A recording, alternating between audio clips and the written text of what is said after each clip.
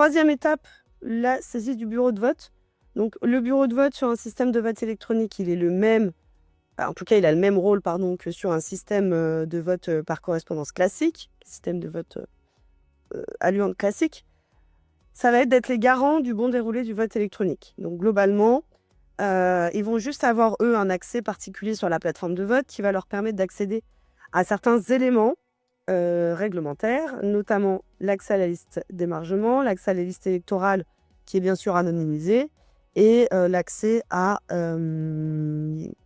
au compteur de vote, je ne sais plus si je l'ai dit, mais voilà, en tout cas l'accès aussi à la possibilité de vérifier que l'urne est bien restée scellée.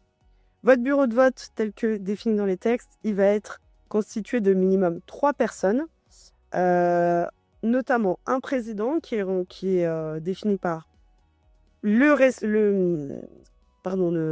proviseur le responsable de l'établissement, qui donc devra être président du bureau de vote. Le secrétaire du bureau de vote, qui est donc un membre de l'administration qui sera désigné par le responsable, le chef d'établissement.